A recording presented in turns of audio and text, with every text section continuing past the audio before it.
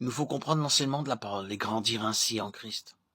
La révélation de tes paroles est claire, elle donne de l'intelligence aux simples. Psaume 119, 130. Notre croissance ne dépend pas de notre connaissance biblique, bien qu'elle soit nécessaire, mais de notre expérience de la parole.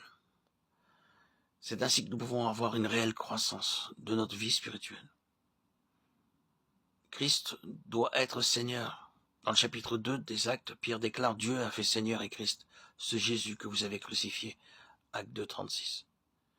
Dieu a établi son Fils Seigneur, et ce que Dieu a fait dans le ciel, nous devons aussi le faire en nous, à savoir établir Christ, le Fils de Dieu, dans notre cœur comme notre Seigneur, afin de lui donner le soin de gouverner et conduire notre vie.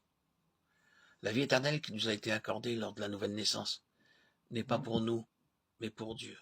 Aussi cette vie agira et travaillera en nous, que dans l'unique but de satisfaire Dieu et réaliser son plan. Tout cela implique que cette vie soit libre en nous. Elle ne peut l'être que si Christ est Seigneur. C'est la première condition, mais elle est fondamentale. La nouvelle naissance introduit la vie de Dieu en nous. Mais notre ressemblance à Christ, qui est son dessein, ne se réalise que si nous le voulons et le désirons, car le Saint-Esprit ne travaillera pas en nous en dépit de nous. Cette œuvre intérieure du Saint-Esprit pour nous rendre conformes à Christ se réalise en étant un avec Christ dans sa volonté. C'est chaque jour que nous devons aller à lui, avec l'ardent désir d'être sa possession et lui permettre d'atteindre le but glorieux pour lequel il nous a sauvés.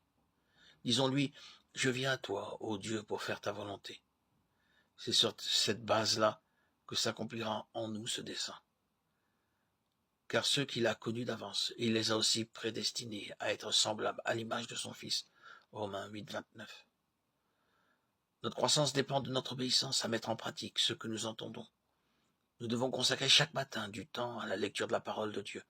Nos journées doivent commencer à genoux et se terminer à genoux. Il est nécessaire de lire toute la parole de Dieu, et non pas quelques passages dans différents livres.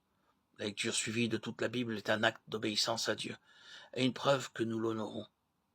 Il nous faut apprendre à dépendre du Saint-Esprit afin qu'il nous fasse comprendre ce que nous lisons. Nous avons besoin d'aller au Seigneur avant notre lecture.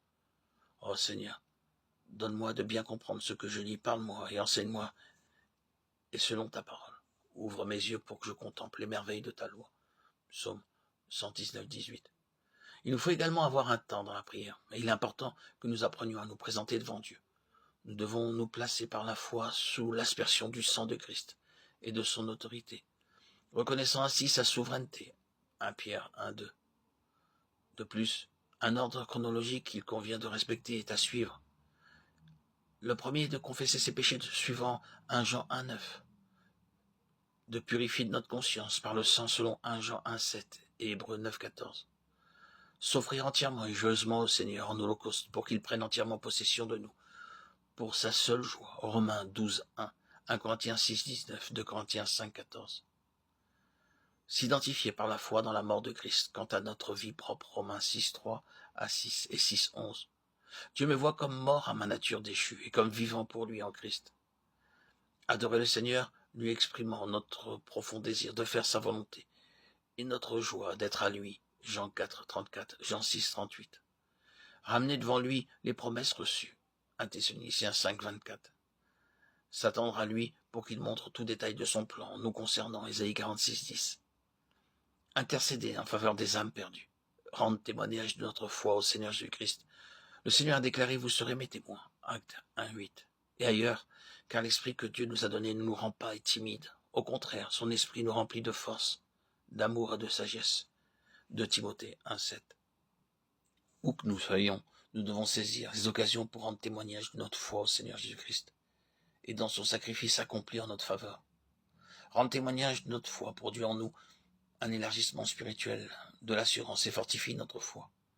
Nous ne devons pas craindre les moqueries ni les injures. En rendant témoignage, le Seigneur nous libérera de nos complexes. C'est en parlant de lui que notre joie grandira. C'est ainsi que nous expérimenterons une véritable émancipation intérieure.